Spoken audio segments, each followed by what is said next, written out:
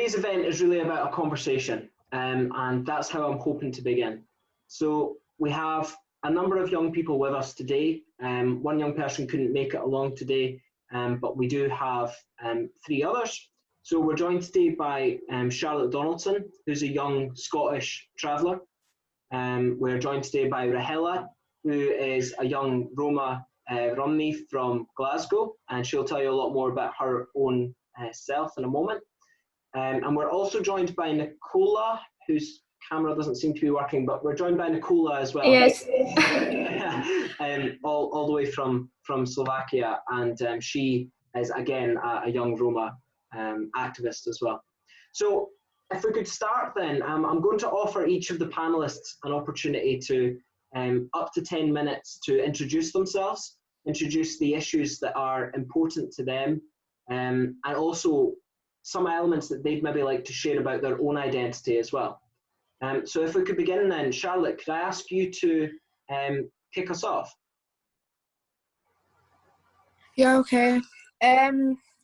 So I'm Charlotte Donaldson. I'm 18 and I'm a Scottish traveller.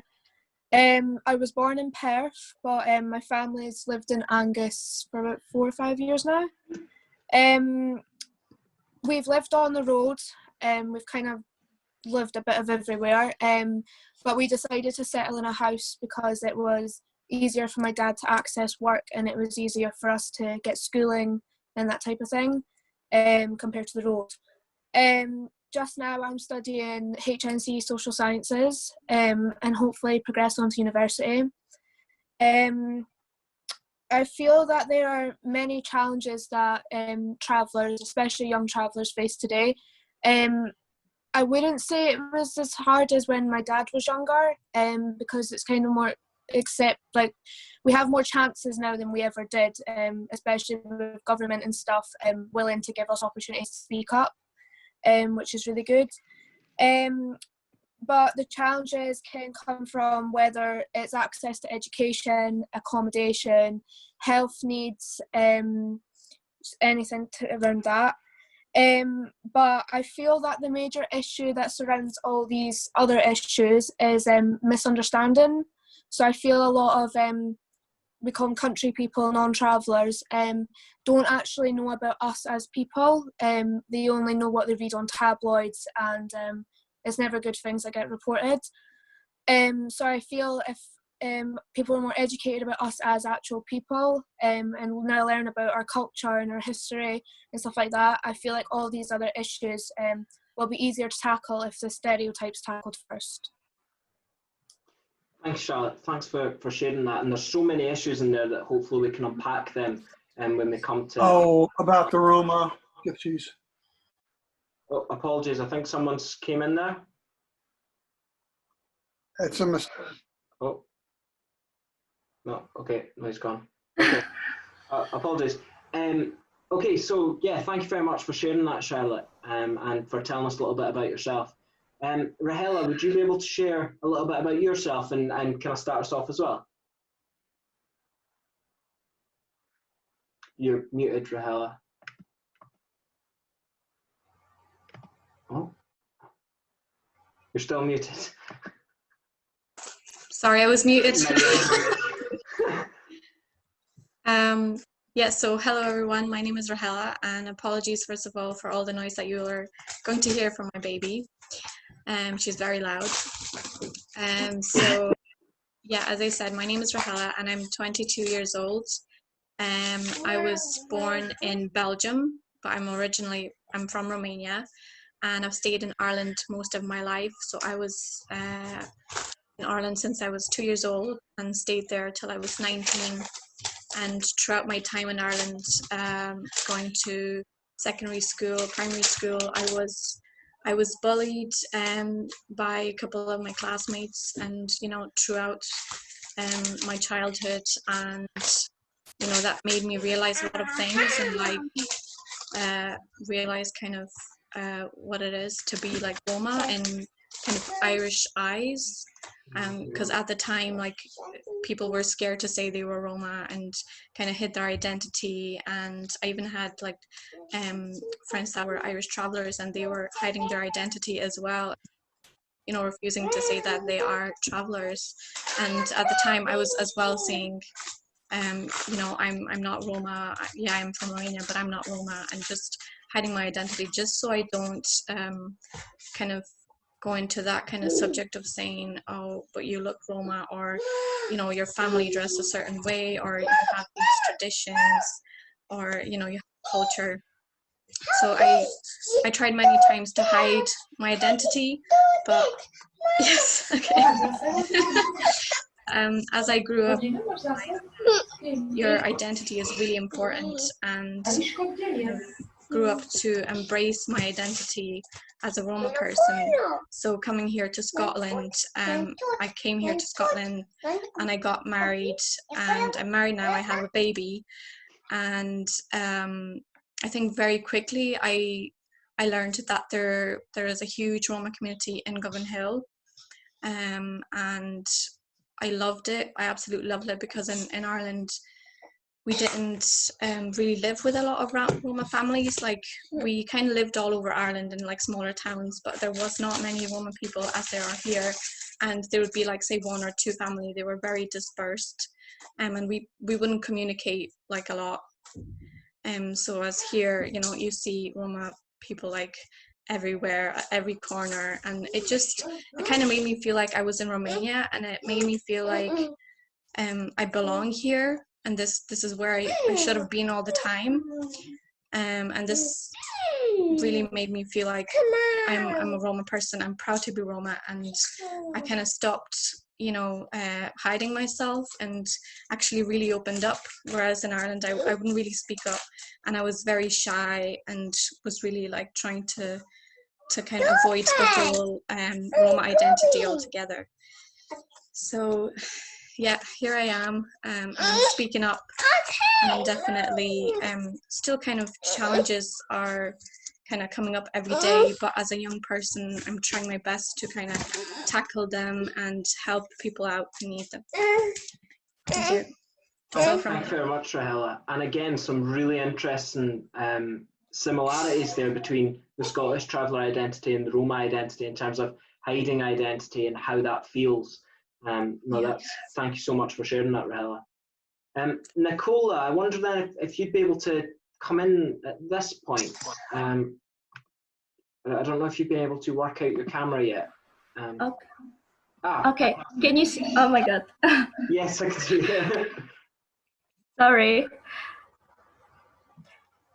So my name is Nicola. I am 22 years old, and I am from Slovakia. I am a student in college, and I'm studying in Prague Romani studies.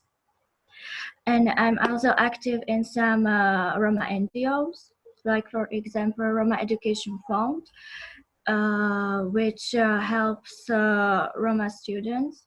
And also I was working in a mentoring program where we helped Roma students from primary and high schools.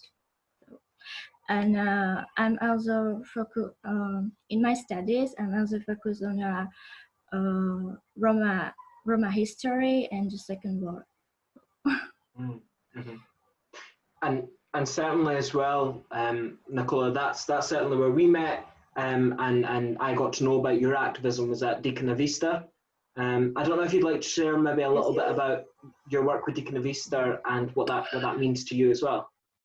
Yeah, so I first time attended this seminar 2 years ago, like a participant, and last year I was there like a facilitator. For me, it was really amazing experience because I could teach my participants in my work group something about Roma Holocaust, Roma history, something about Roma in Europe, something about discrimination and these things. So it was really amazing experience for me. And also for me, it's really a strong experience when I met survivors. It's very strong for me. And last year there was also witnesses from Slovakia. This was the first time when was there someone from Slovakia like a witnesses. So I'm really glad that I can be a part of this seminar.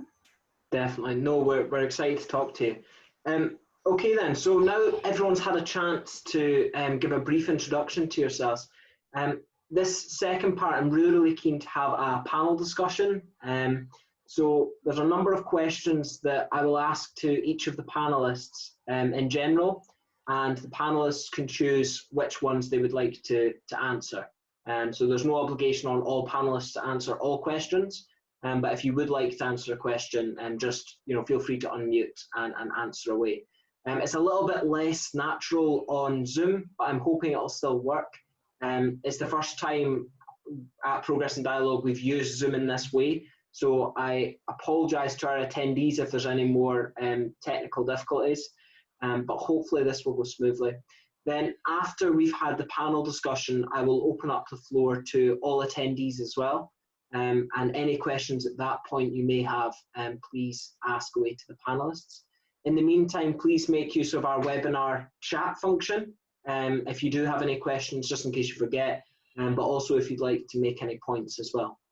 Okay, so to begin with then, and it's already kind of came up in a lot of your opening statements, but I'm very keen to hear how you see your identity and culture in a contemporary society, and certainly how you see your culture being accepted or included within your own countries and your own communities.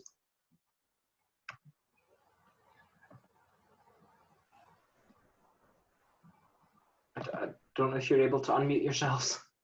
And anyone keen to answer? Perhaps maybe Charlotte initially, or Rahela?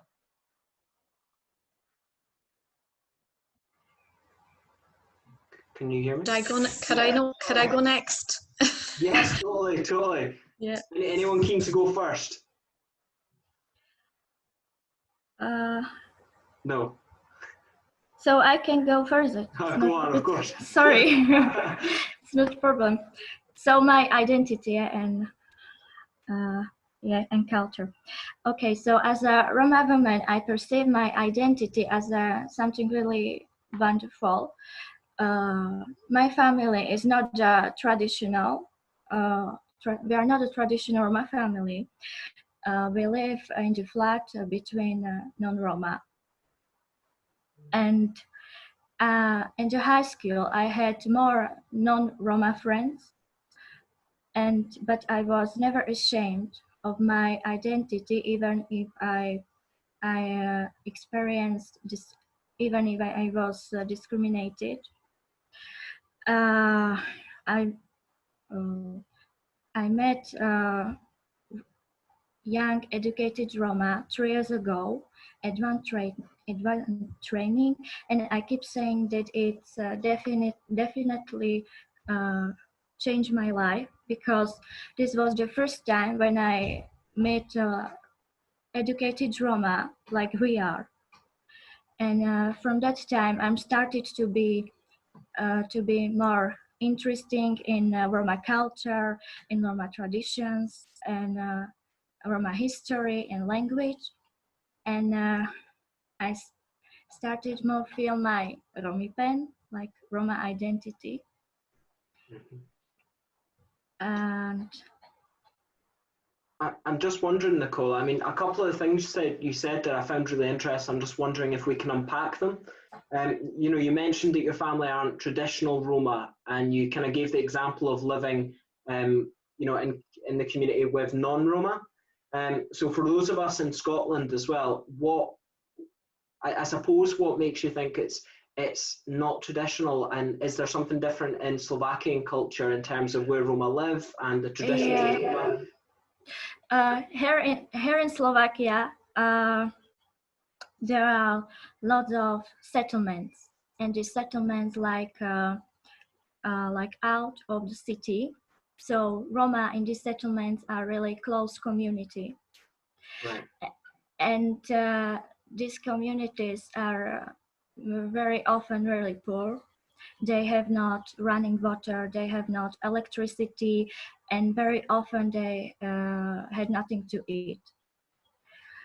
And I never lived in this settlement, but I know people who live there their whole life, and from them it's really hard to live a better life because they have no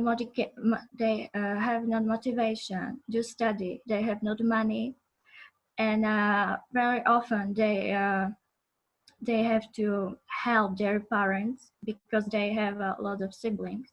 So, for example, young girls have to help their mothers with their siblings, or young boys, they need to work because of money, and very often they go abroad because they can't find any job at home. Okay, so I mean, just hearing that, and I'm sure I speak for a number of our attendees as well, but just hearing about that level of marginalization and that level of, you know, inequality in today's Europe, I'm shocked. You know, Yeah. how, you know, what is the political situation? Is there any condemnation of it? Do people call it out, or, you know, what are the rights situations in Slovakia? Right situation in Slovakia, there is a very big discrimination. It's very often happen that Roma children are sent to the special school without any diagnostic, without some mental disease, just because they can speak Slovak language. Okay. Or it's very hard for them to finish primary school because they have no motivation, and parents don't care about them, like for example, they can't help them with the homeworks and these things. So it's kind of levels of inequality from the parents as well. And there are and in primary schools there are also segregated classes, where there are classes where are Roma and there are non-Roma. Wow. Yeah. So, and in this Roma classes, teachers they don't focus from them like for the students in the non-Roma classes.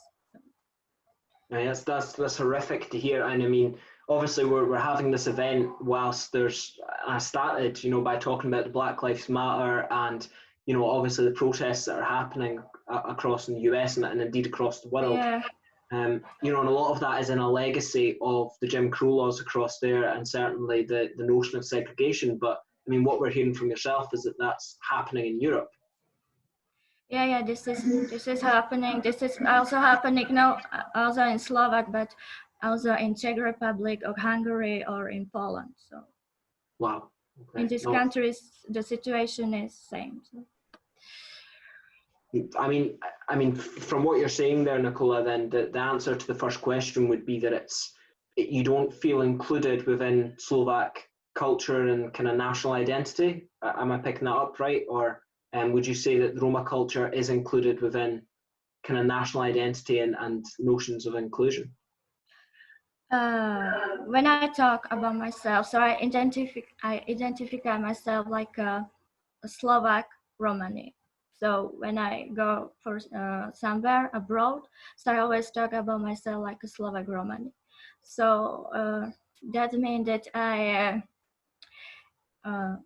when I talk about my family, so we lived like not in the traditional environment, but that's it, that we live between non-Roma. So we also have like a Slovak custom, Slovak traditional. For example, in our family, we don't speak Romani language, just only Slovak. So, but there are differences between Roma who lives in the settlements and who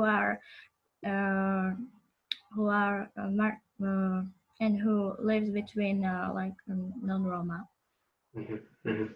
No, thanks for that. And Rahela, you mentioned as well, obviously living in Ireland and having friends who are Irish travellers. What was your experience living across in Ireland, and certainly in terms of feeling included within Ireland and even within Scotland now after you've moved? Yeah, well, I feel like it's kind of hard because like a lot of things that Nicola said, like I can relate to as well, with like settlements and that kind of things. And Roma people do tend to kind of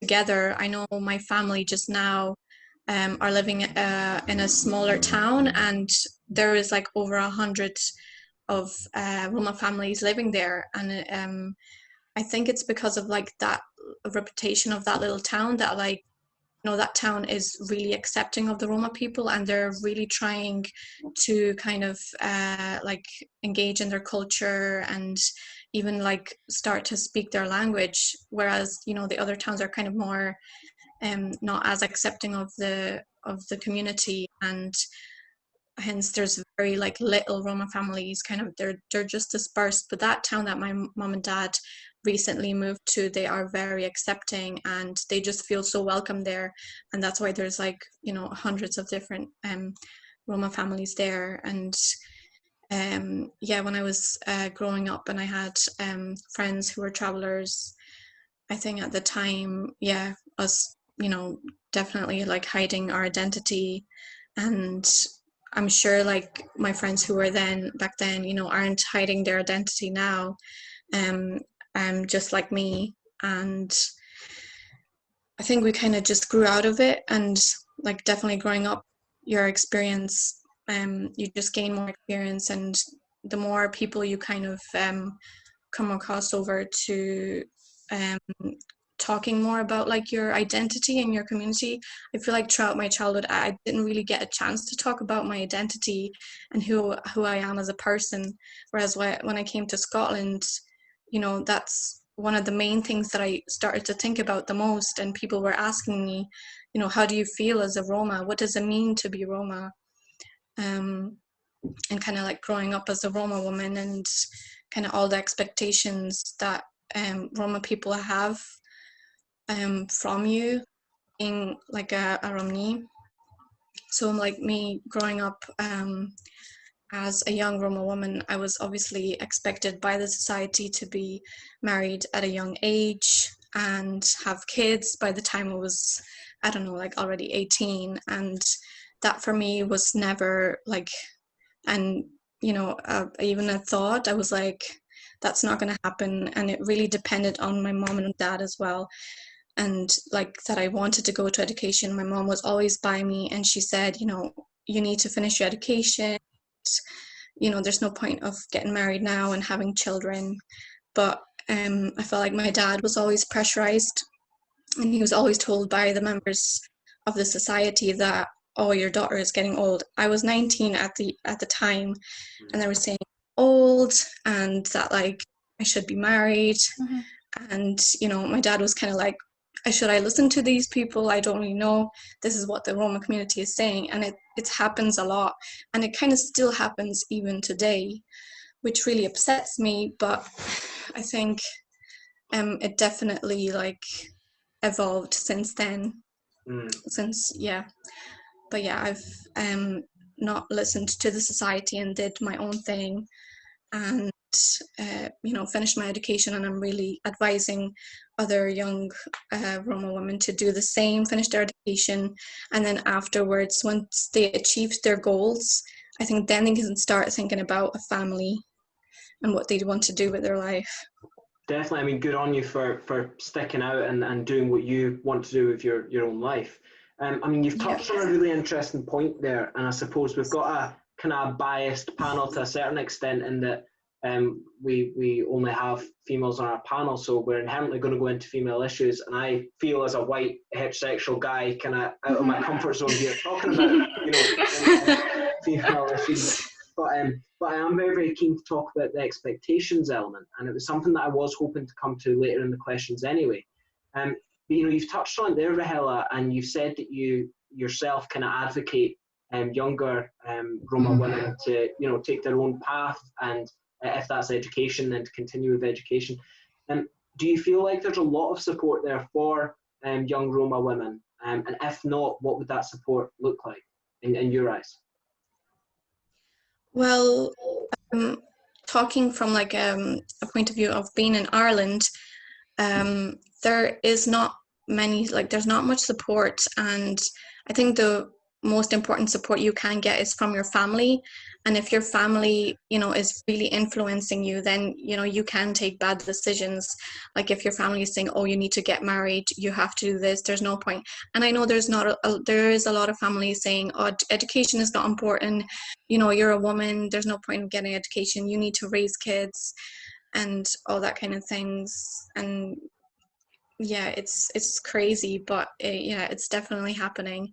And as I said, I think it's really important to like speak to parents as well and educate parents on this, as they're, you know, the parents are the most important kind of people in their lives, and that can really kind of influence them in a good way as to, you know, helping them going on the right path and making their own decisions, because sometimes parents can make all the decisions for you, and then you know, you're not taking your own decisions.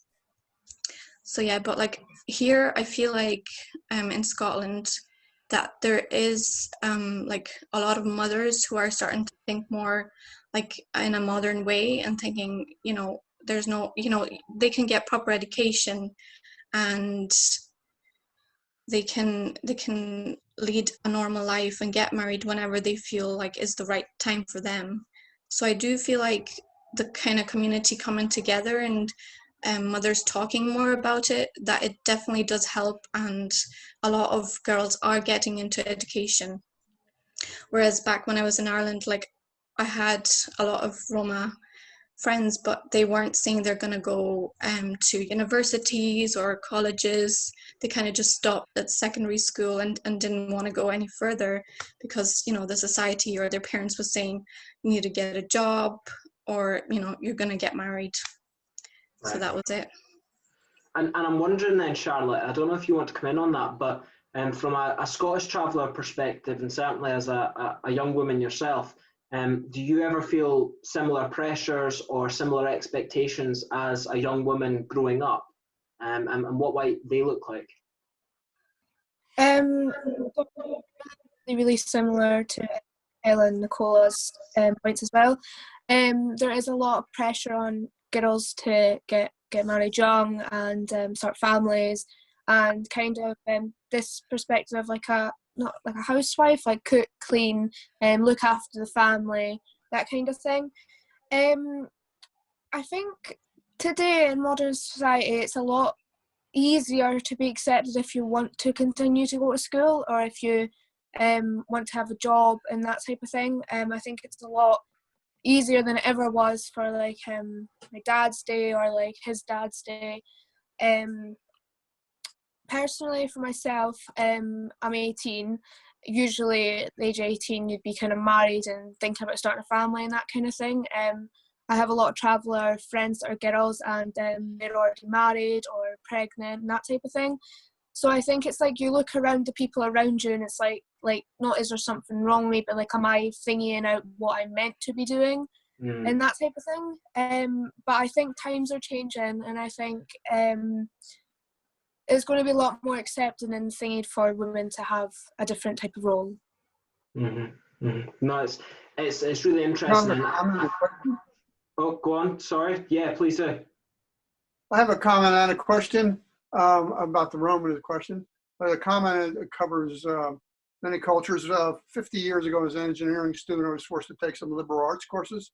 One of them was anthropology, which I fell in love with. For 50 years, I've been examining that, mostly about cultures. That's why I'm listening here. The comment is that I discovered by conflicts, I believe, around the world from my examinations, are cultural, not racial, not ethnic. Those are only flags to the cultural clashes. One great culture clash, people don't understand it because it's overshadowed constantly. It was our Civil War. which slavery was one of the primary issues, but so was tariffs and the economic flow into the Southeast from cotton and tobacco trade and sugar, and the Northeast dying as more Irish started flooding in. I'm just Anyway, just wondering, George. yeah. Yeah. Yes, but I'll finish in a moment. The cultural conflict in the Civil War was English-dominated North against Scot, and Scots-Irish dominated Southeast. It was a war brought here from Britain. You're Scot, so you should understand that and know better history than I do, the war over there. But a lot of our Civil War was about. Now about the Roma, okay? I'm curious about the Roma. I haven't been a long time because I know too little. It's one of the cultures I intend to eventually study more. But a couple questions. Are they related to Romanians? Is there any relationship there? Yeah. Are they? The Hebrew diaspora is very much diluted now. They're no longer an Arabian nation. Is that true also with the Roman? What is their origin really, if not from Romania? Yeah, I think you've kind of already looked. It's almost like you've seen my sheet of questions, because my exact next question was around myths and myths that the panelists felt surround their community, and I think that you've led us quite well there, George.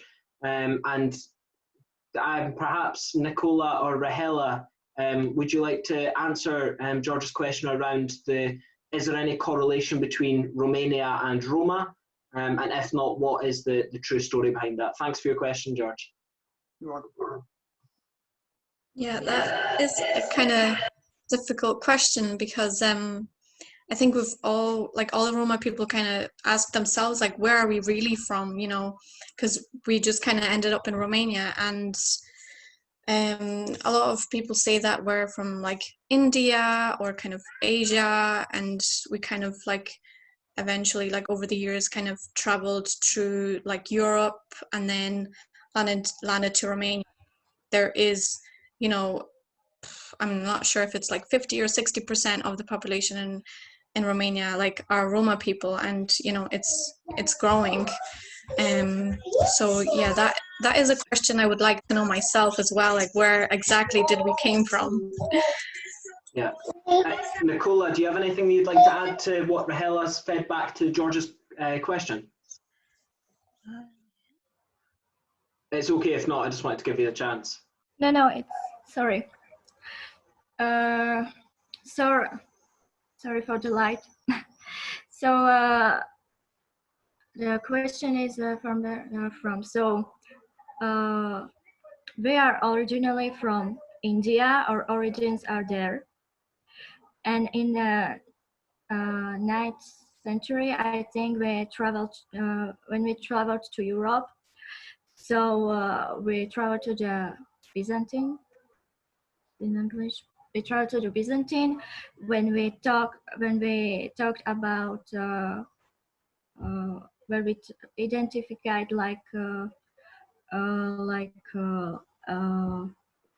Egyptian, because we were talking to people that we are from a little Egypt, but after they called us like Antiganoi, what means nobody can touch us. Like untouchable, yeah. Yeah, untouchable, yeah. Mm-hmm. And after, when we come to Europe and we went to the different countries, so we started to call gypsies, gitanas, and these names. Mm-hmm. Thank you very much, Nicola. I think you've answered it. Question, may I? George, if it would be all right, are we able to just? I'm conscious of time as well, and whilst we're really keen to have questions, are we okay to keep a hold of them until yeah, the next 15 minutes, and then once I've run through these, we'll run through the others. But what you can do, George, is there's a queue of questions on the Q&A function, should be on your screen. If you're able to type your question into that, it'll go into the queue, and then we'll go through it that way. Just I will. Thanks, George. Okay, so thank you very much for answering those questions. I'm really quite interested to move into the main challenges that you feel for your community. And I suppose we've already started to touch on some of them from a personal capacity. You spoke about expectations. Nicola, of course, you spoke about the real acute feeling of inequality in Slovakia. I'm just wondering then, perhaps we'll go to Charlotte initially, but what do you feel like, sorry, what do you feel like? Apologies, not enough coffee. What do you feel may be the major challenges facing your community right now in Scotland? Okay, I kind of touched on it at the beginning, but I feel just now there's a very minimum lack of sites. So sites is kind of where travellers kind of stay grouped, kind of like accommodation from, but they put this like plots of bays. Because they're traditionally nomadic, right? Yeah. Yeah, nomadic. They put their trailers onto it, and they live there with families and stuff. I feel like there's a lack of sites just now in Scotland. I think, how many sites is it again? But 20, not even that. Can't remember the numbers. For 65,000 or something travellers, there's about 14, 15 sites, I'd say. I think it's 26 and it's 430 pitches or something like that, but yeah, statistics. 430 pitches for 65,000 families, so it's kind of, so I feel like there's a lack of sites, and I feel like the sites that are there now, they're below minimum standards, so there's kind of... Oh, I think you've froze on us there, Charlotte, but you're back. Back. So I think there's like no fresh water, there's like rats going through it, they're really dirty places to live, and it's not somewhere I'd put, well, my future children, even my brothers and sisters. I wouldn't put anyone to live on them. So I feel like there's a misunderstanding for the needs that we need, but we're working closely with government just now to try and tackle that just now. And I think another major issue is stereotypes. So there's a lot of people that the stereotypes of travellers, we don't wash, we all throw rubbish everywhere, we're thieves, this kind of thing. And it's all stereotypes that's kind of been ingrained throughout the media throughout the years. And a lot of people that know a traveller with these stereotypes haven't ever met a traveller. Especially when I was at school and stuff, I kept my identity hidden because my dad had kind of said to us all as children, it'll be easier for you, and you'll have a better time and an easier time at school if you just hide who you are. So obviously I never questioned it because I was young. I was only about 12 or 13 when I was going to high school, but I did keep it a secret and stuff. And then when I left school, I told people like I was a traveller and everything like that, but there was travellers at my school who had said to other people they were travellers, and the bullying that they faced, the discrimination from teachers, getting left out, this kind of thing. So I had seen it firsthand, but I feel like all of this breaks down to the stereotype.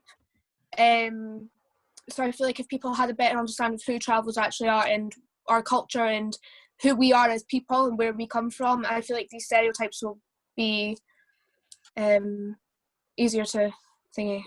Definitely. No, thanks for sharing that, Charlotte. And the same question then to Rahela and to Nicola, around what the major challenges you feel are facing your communities right now.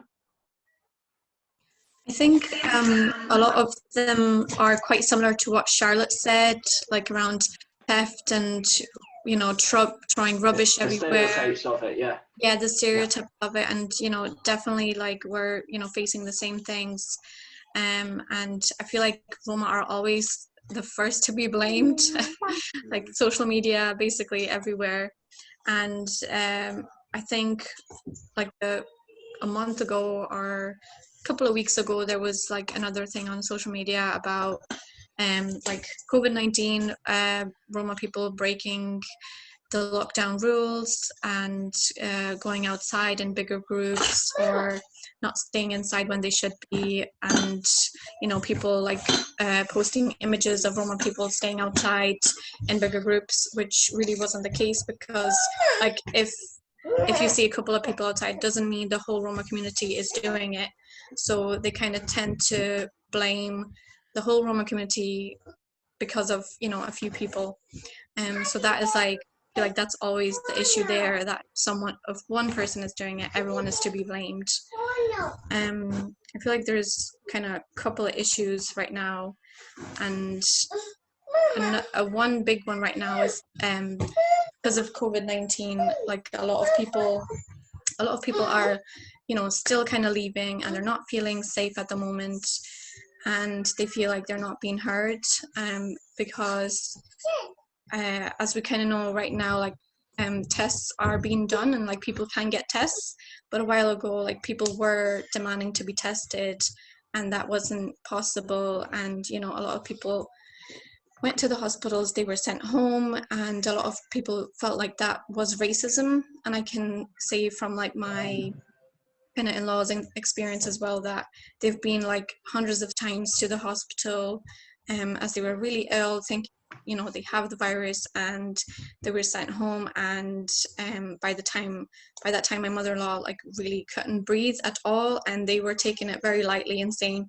no, you're completely fine, you can go home. But you know, she really needed like some help to breathe, and they didn't even want to discuss with them. And you know, like their English wasn't perfect, and they weren't, you know, they felt like they were just discriminated, and that nobody wanted to see them because they were Roma. So a lot of Roma people left because of that, and you know, are still leaving and feel like it's the safest place right now to be in Romania, even though like in Romania it's still kind of, you know, it's still kind of like a peak just now with the COVID-19, and the hospitals are still full of COVID-19 patients. But I feel like in the Roma kind of perspective, they feel like they want to be home. They know they're going to be, you know, somewhere safe, that they can see their families that they haven't seen for months and months. And that, you know, if they do have the virus, then they can get treatment and they can go to the hospital, and they know they're not going to just, you know, be told to go home, basically. So yeah, I think that's kind of the main one right now. Thanks for sharing that, Rahela. And I'm just wondering, I mean, yourself and Charlotte are in Scotland, but Nicola, you, I suppose, bring a different perspective to this, because you're in Europe at the moment. And recently, I mean, many attendees have probably seen it as well, but recently we saw the terrifying marches that were happening in Hungary, and with the far-right groups that live there. And I was just wondering if, you know, in a time of coronavirus, what pressures that was putting on the community across where you are, but also whether the far right was also an issue in your own local context. Yeah, so about the COVID-19, so in Slovakia, they solved it like that, closed the settlements, and police was there all the day. And they tested all Roma, because lots of them came back from abroad. And there were some protests from Roma activists that it could be dangerous for them when the police is with them all day. And that happened, that there were some attack from police officers. Like, for example, they attacked one man because he was standing in front of his home, and he has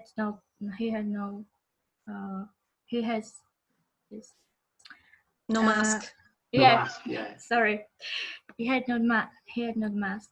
So they attacked him, and after there was one case when they attacked just only little children, because they were out of the quarantine, So they really they attacked them, and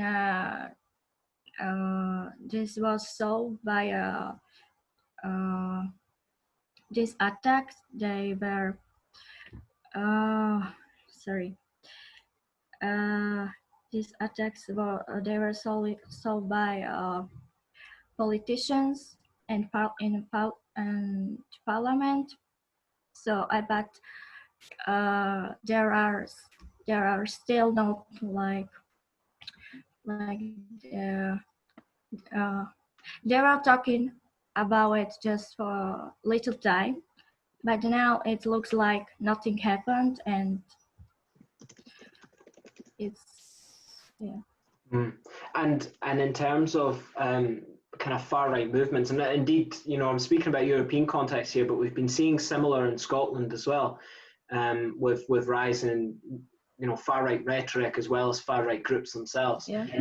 And recently, of course, the march in Hungary. But I suppose as being an island, I suppose communities can feel somewhat disconnected to the marches that happen in Europe. But I'm aware, obviously, the marches were quite close geographically to yourself. And I was just wondering if that's causing any fear in terms of rise of the far right rhetoric, if it's causing any fear within the Roma community, or if it's not a problem.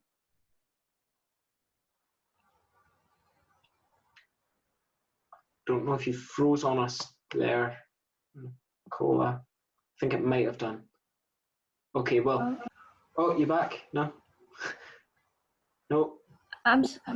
No, it's not you. It's the wonders of technology. Don't worry. I'm sorry, but I didn't hurt you, so.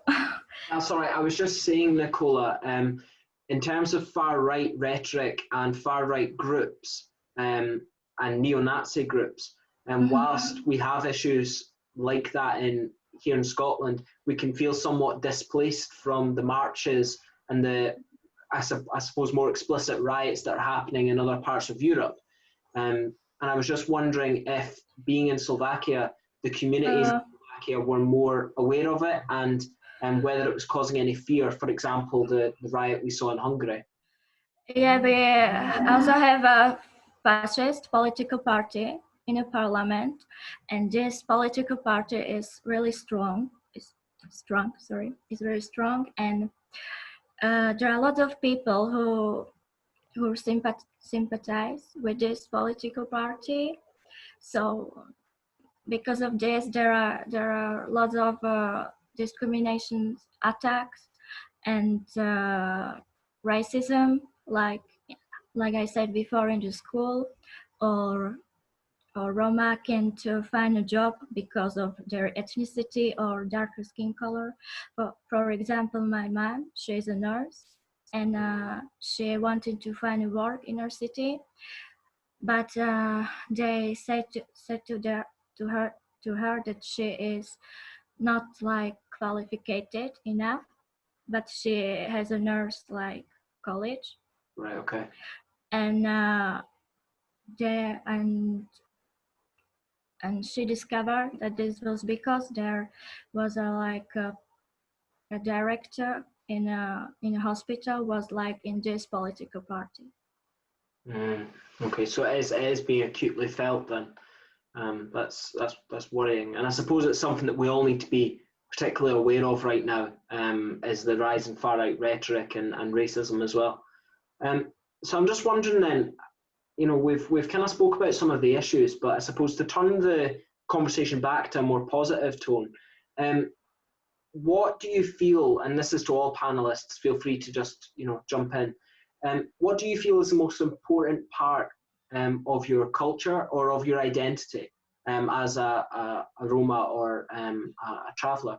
And do you feel that it's properly understood? And feel free to take a wee moment to think about that. I get that it's a loaded question, but you know, really to try and turn it back to a more positive level, to hear a bit about the culture that you have. I feel that often these events can take on a tone where we talk about the challenges more than the positives, and I'm just really keen to hear some positives as well. Well, I think I'll go first. I feel like the most important part of my identity is that I am Roma, and that, you know, I'm confident enough in saying that I'm a young Roma woman, and you know, I'm married, I'm a mother to a child, and I'm also working at the same time, which unfortunately not a lot of Roma women get the chance to work while they are, you know, married and have kids. And yeah, it's actually one of the topics that I wanted to talk about today as well, that like not a lot of women get the opportunity to work and, you know, get higher education. And you know, it's even here, like in Govan, you know, I know so many mums that would love to work and would love to even like go and do a course like I did. Like I did a nail course, and it was only possible for me because my family supported me, my husband supported me. And for a Roma woman, it's very important for her husband to support her and, you know, help her in everything that she wants to achieve. And, you know, not a lot of Roma men kind of do that, because like really depends on where they grew up as well. If they grew up in Romania, you know, they feel like, you know, my wife is going to stay home, she's going to look after my kids, and I'm going to be the breadwinner, I'm going to work. But yeah, I feel like that's kind of the most kind of opinion of most Roma families, that, you know, a woman has to stay home, she has to be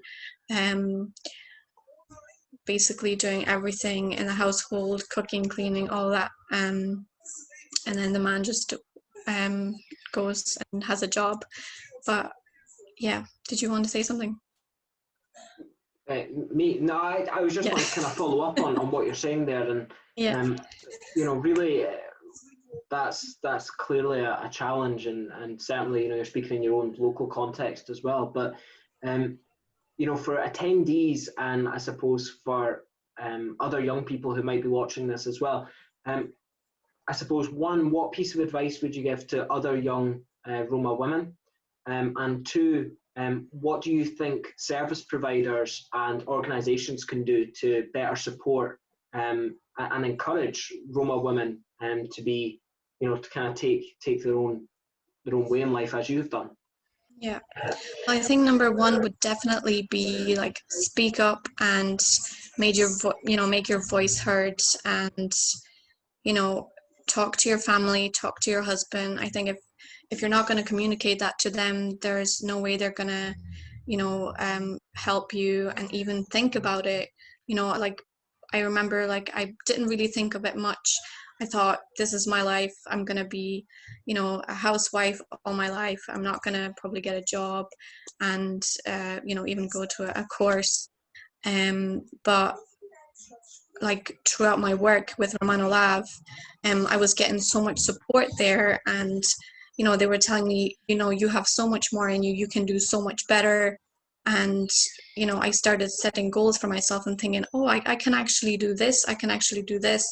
And with support from them, you know, they really made me think that I can actually do all those things. And then, you know, I started approaching my family and talk to my husband, and then they kind of saw it from my perspective as well, and not just thinking about what the society will think. Oh, your wife is going to probably come home late, or she's going to go out at nighttime, because my course was at nighttime and I would arrive home late. And you know, a lot of times I did arrive home late, and people would see me on the streets and say, what are you doing outside at this time? Shouldn't you be home? And I'm like, yeah, I just came from college. You know, I went to a course. And they're like, oh, that's amazing.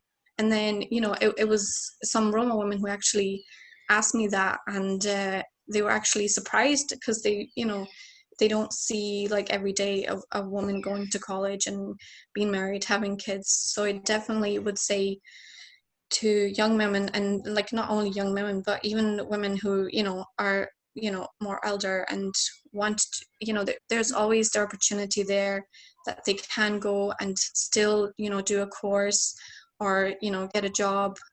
And there is like loads of different services out there that can help you, and Romano Lab is definitely one of them. And I'm really thankful to them, because, you know, because of them I'm here where I am today. And without their support, I wouldn't have gone to college, or wouldn't, even have a job and, you know, just be doing normal cleaning, food every day, same thing. So you really found, I mean, with that extra support, then you really found yourself kind of becoming a role model within your own community then as well? Yes, definitely. Definitely. Okay, so I'm aware of time. So what I'm going to do now is we have a few questions that have been asked by attendees in our Q&A box.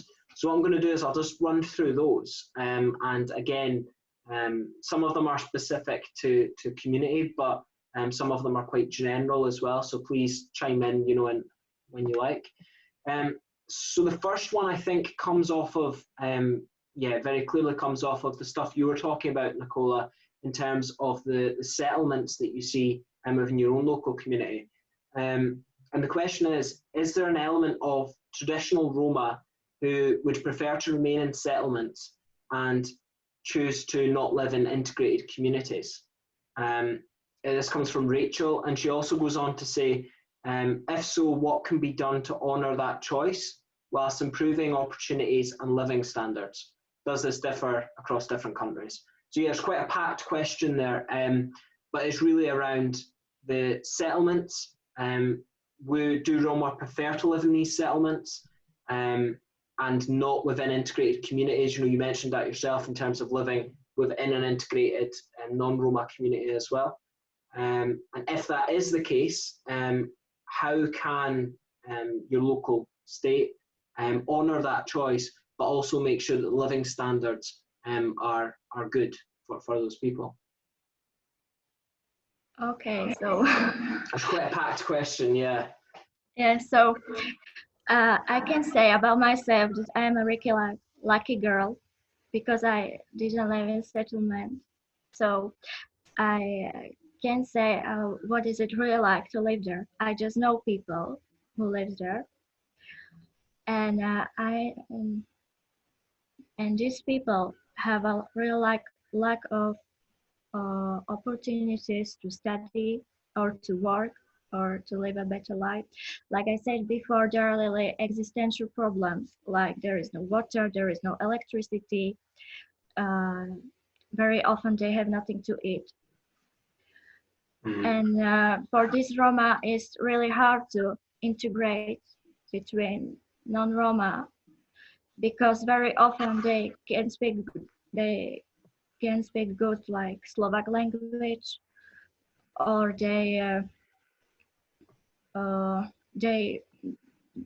know how to act like between non-Roma because they have their language, they have their customs, their temperament, and these things. And a lot of them are not educated, like they are from special schools, or they didn't finish their primary schools. So, and a lot of them don't work, and they just live from the social benefits. So that's also the problem. But they can't find work, and for the non-Roma people, it's really easy to say it's their fault because they don't want to work, they don't want to study, but it's not their fault because they have no other opportunities and they don't have a chances to prove that they can live a better life. I know like some girls from the Lunik 9. It's the biggest settlement in Slovakia, and the settlement is very poor and dirty and this.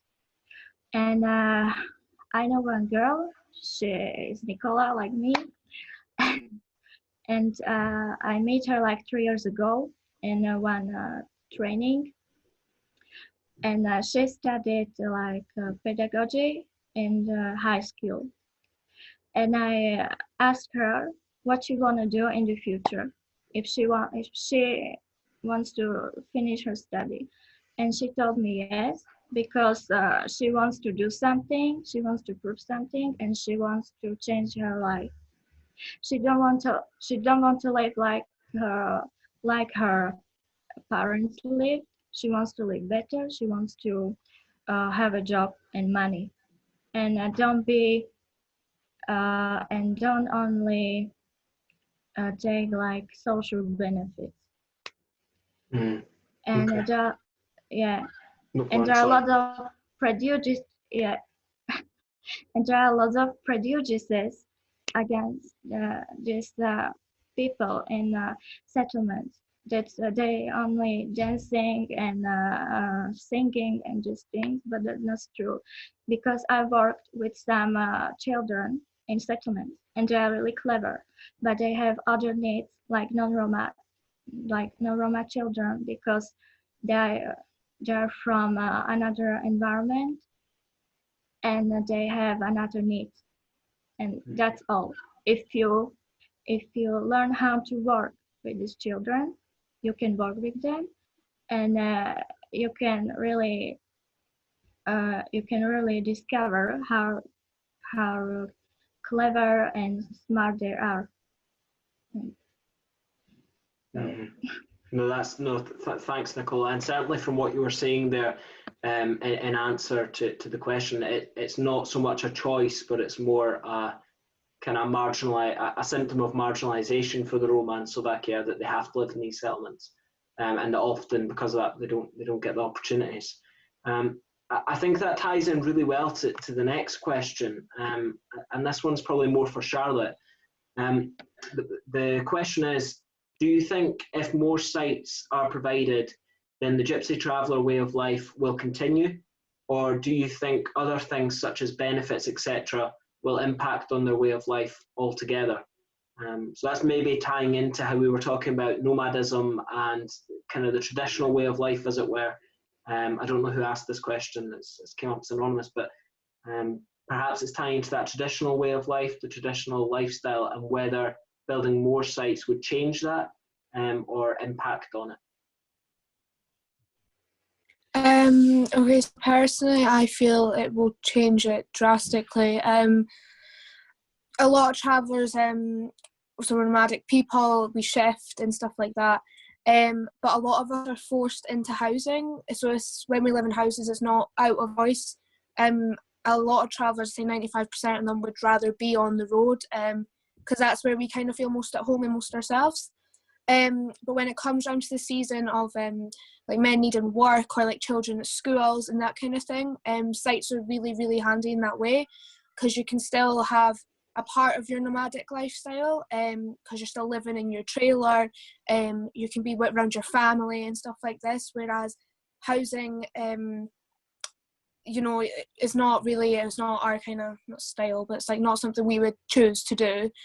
So I feel like it would change it a lot, because when travellers' kids are going to schools and stuff, they need a set address, and sites can provide that address, as well as still having your kind of culture and that kind of thing.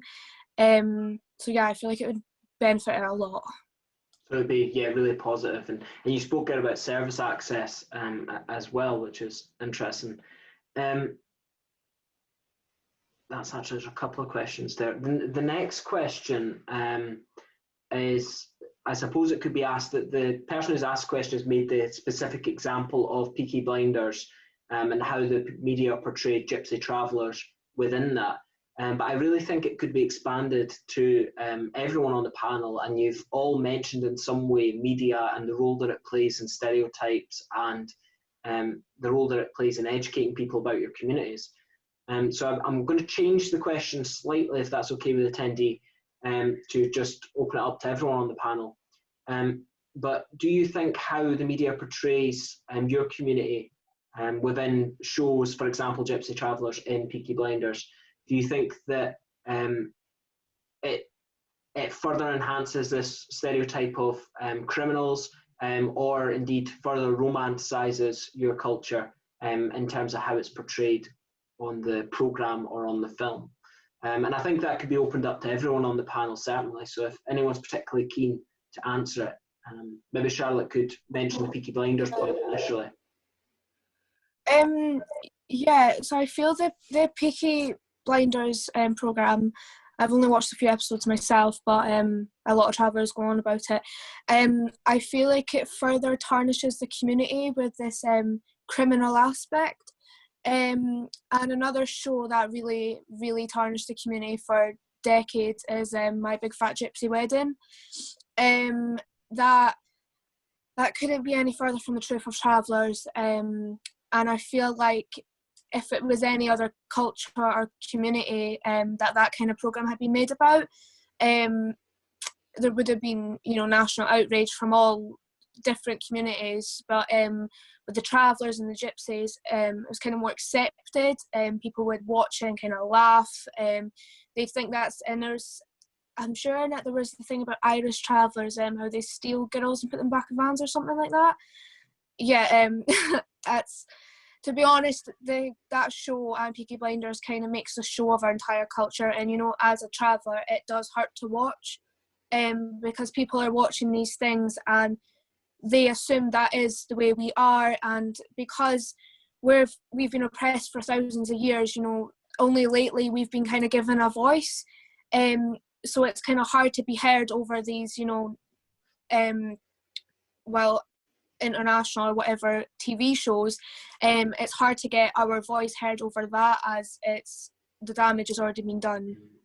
Yeah, and you touched on a few things there, and I mean, the heavily damaging myth, one of them, of course, the notion of grabbing, which I'm sure a few of the attendees have seen and perhaps heard of, which of course doesn't happen and isn't real, but the impact that has on relations is astronomical. Rahela and Nicola, I was wondering if you'd like to come in on that question as well, in terms of media. And I know, Rahela, you mentioned social media when you were talking initially, and how Roma have been portrayed in your own community on social media and how damaging that's been. Yeah, definitely it has been damaging, and basically, like, what is shown on social media, like, everyone thinks it's true, and because of what's on social media, even like people like in the community are kind of looking at Roma people the same way that is shown on social media. So they're not really thinking, oh, it could be fake or it's not real. They're just saying, oh yeah, you make all the rubbish, you make Govan Hill a place where it's just full of rubbish, or you're the person who steals because you're a Roma, and that's what it says on social media. So it definitely like affects people in the community, and people don't really know what to do about that, and don't really know how to defend themselves, as well as not a lot of them can communicate and speak the English language to kind of speak up and say that's not how we are. If one person does it, doesn't mean the whole community is doing it. And yeah, I think Roma people do need to speak up, but it's just hard for them at the moment to do that. Mm-hmm. And Nicola, I don't know if you'd like to add anything to what Rahela's mentioned as well on media. Yeah, it's the same in Slovakia. When, for example, in the news, there is something about Roma, so very often it's just into bad light. Like, for example, that Roma did something bad, they steal something, they rob, or they kill someone. So Roma very often on the social media or in the television shows in the negative light. And that only support like prejudices against Roma, that they are really bad because of their ethnicity, because of their style of life and these things. And there are not of many like positive examples for Roma. What is very pity, because here in Slovakia or in Czech Republic, there are lots of educated Roma who studied at high school or in the universities, and they are really successful. And a lot of people don't know that they are Roma, because there are some Roma who better hide their identity because they worry how people will react when they discover that he is Roma. And you feel that hiding of identity just helps to propagate the stereotype, the stereotypes surrounding Roma? Do you feel, for example, if some of those people you mentioned, I suppose for want of a better word, came out as Roma and were really public about their identity, would it change stereotypes, change perceptions? I think that like I was never had my identity, even I was discriminated. I was never told that I'm not Roma because I got a lighter skin color. But on the other hand, I understand these people who hide their identities. That probably it's better for them when people don't discover that they are the Roma, because they worry what they can say or how they could act. But on the other side, these people can really provide that they can say, they can raise their voice that we are Roma, we did it, and we are successful. That's not all Roma just only lives in the settlements, are not studied, have no job, but they can really do something. Mm. And we're kind of going into the last little bit of time that we have, and I'm just looking down the questions, and the next question is really all about cultural retention, and it's been mentioned by everyone, I think, but about the notion of cultural loss. One question says, as young people choosing a less traditional life, is cultural retention important to you? So I suppose and tying in the second question, do you see any challenges to retaining your culture whilst also going down a non-traditional kind of path in life? I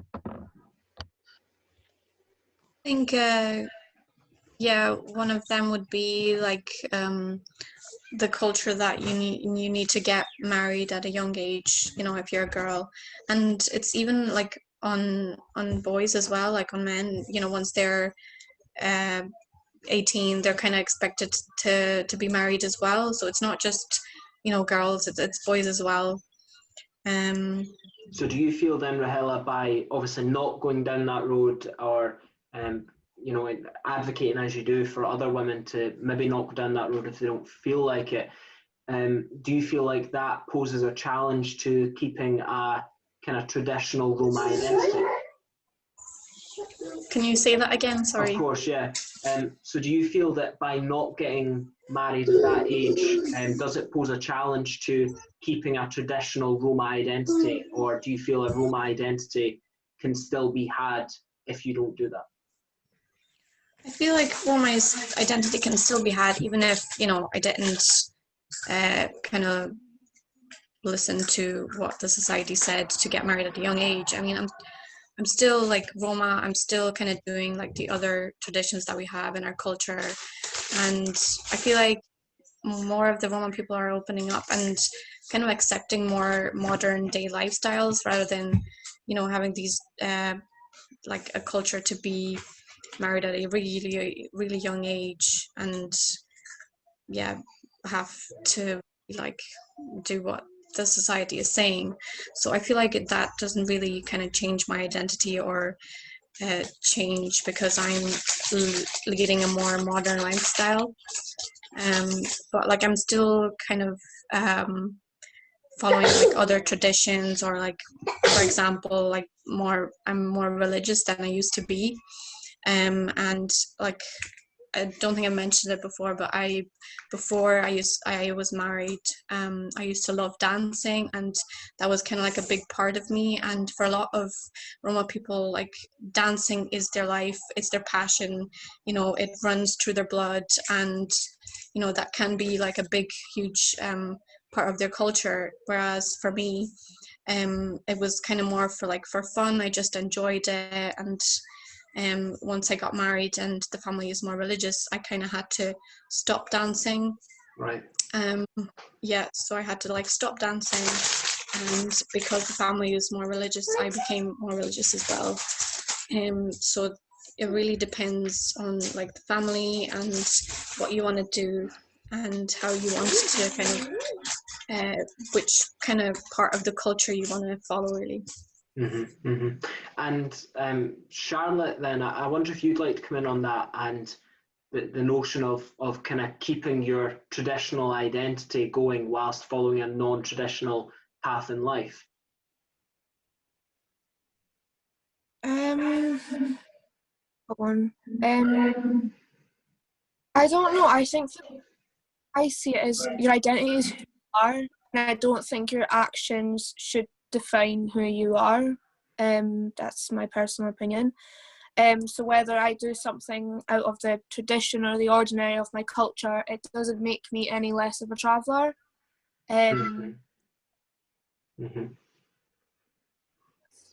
Okay, and Nicola, I don't know if you'd like to come in on that question, and then we're probably going to have to move to the next one.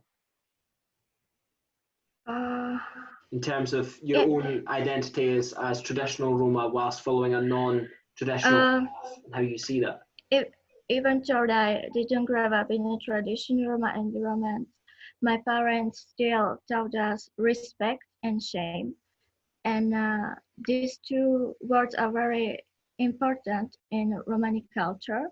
Respect, like respect your parents and elderly, and learn how to behave, that no one can say something bad about you.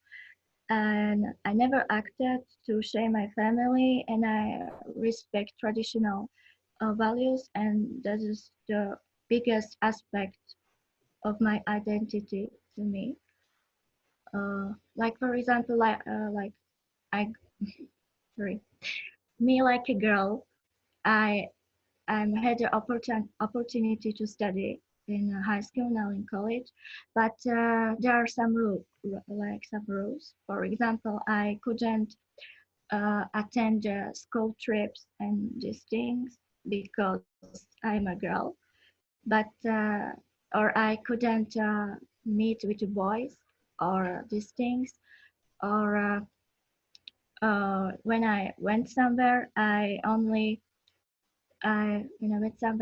could only go there with some boys from my family, like for example with my brothers or with my cousins. So I think that even I don't live in settlements or in the traditional Roma family, there are still some aspects of my like Roma identity, that there are still things we are doing, even they are like between non-Roma. Definitely, no. Thanks for sharing that. I mean, it's frustrating almost being stuck to a time limit here, because there's so much in what you've said that I'd love to unpack today, but we're just not going to have the time to. But I suppose what it does speak to is the level of taboo that still permeates both Roma culture and traveller culture. And I suppose more broadly, we spoke about the origins of Roma towards the start of this chat in India, and indeed it can be said for a lot of Asian communities in general. There's a lot of similar taboos as to what you're describing yourself, Nicola. And I'd love to be able to sit and unpack them, but we simply don't have the time. But thanks for sharing them nonetheless. I'm just kind of going through questions, and there's a few of them that are very, very similar. There's a number of people asking for a number of different reasons how they can learn more about your cultures, and also how they can learn a non-stereotypical view of your culture. So there's some examples, for example, asking about films or TV shows, but also more broadly, how can people learn about Roma and traveller culture? I can go first. Okay. This question is really good because there are. 3 years ago, I worked in one NGO, and we made a project about books, where we review books, and we wanted to show people that Roma are not only good in dancing or singing, but there are lots of young Roma people who have some intellectual hobbies, like for example reading books And we wanted to like destroy this prejudices and stereotypical, and we wanted to show Roma in the different light, and we wanted to show that that Roma can do something different, like socialist thinking. And I started with my friends to visit schools, high schools and primary schools in Czech Republic and Slovakia, where we started to do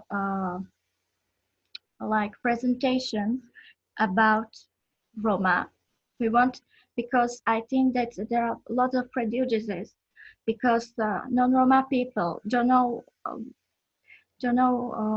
very well about Roma life. So we wanted to show them Roma in the different lives. We wanted to teach them about Roma customs, about Roma traditions, to make them to understand that why Roma do what they do, and maybe it is different, but it's their style life. Mm-hmm. And can some of this, is there anything that people can access from that program, from that work that you did online? Is there anything written or videos or anything that people could access? Mm-hmm. No? Okay, well, I mean, we can certainly, what we'll do is we can have a wee look, and we can share after this as well with all the attendees some of the work that our activists have mentioned. In a Scottish context, interested to hear from Charlotte and Rahela around how people can find out about your cultures and your communities in Scotland as well. Probably my best advice to anybody is, if you want to know about a culture, speak to the people themselves. I think that's where you'll get the most truthful and best answer if it actually comes from the people who are in that culture. And a lot of people, especially with travellers and like the stereotypes, is like, oh, we don't know how to approach them, or this kind of thing. And what I always say is, at the end of the day, we are just people as well. And a lot of us activists and stuff like that, we would love nothing more than to explain who we are and to get that out there, because the way I see it is, if you tell one person, that person tells another person, and it's like a ripple effect. So you can get your voice out there more. So there's hundreds and hundreds. If you're in the UK, there's thousands of traveller, gypsy activists, and Roma. So I'd kind of contact them, or like go on websites, Facebook pages, this type of thing, and actually get it from the horse's mouth, I should say. Mm-hmm. No, good advice. And Rahela, did you want to come in at that point as well? Yeah, I agree with Charlotte as well. It's best to speak to the persons themselves. But I think there's some films that are out there that we showed at Cine Roma, and one of them is called Our School, and it's kind of based on racism and education and children going to school and their school being demolished and all that kind of stuff. So I think definitely is good to watch that. And I can't remember the other film, but it was around another one family kind of struggling even to get like medical help and that kind of stuff as well, and racism there. So I can't remember the name of that, but I can definitely send it to you, Davey, and then you can send it to everyone. Definitely, no, thanks. So we've ran over time a little bit, so I'll ask one more question. I would assure all our attendees that any questions that haven't been asked, I've taken a note of them, and I will share them with the panelists after the event, and I'll endeavour to get the answers back to you. So the last question then, and it's quite a nice one to sum up on. If you were President or Prime Minister for the day, what would you change for Roma and Travellers? And that's to everyone, of course. Okay, I think if I was president for the like I know we have Gypsy Traveller History Month, and this is kind of why we're doing this thing right now. But I think it'd be good if we could actually have a day in the calendar, kind of a full day to celebrate like Gypsy Traveller, Roma culture, because I feel that would bring like a worldwide acceptance to who we are as people. Brilliant, yeah. And Rahela and Nicola. I agree with Charlotte. I think that would be the best thing ever.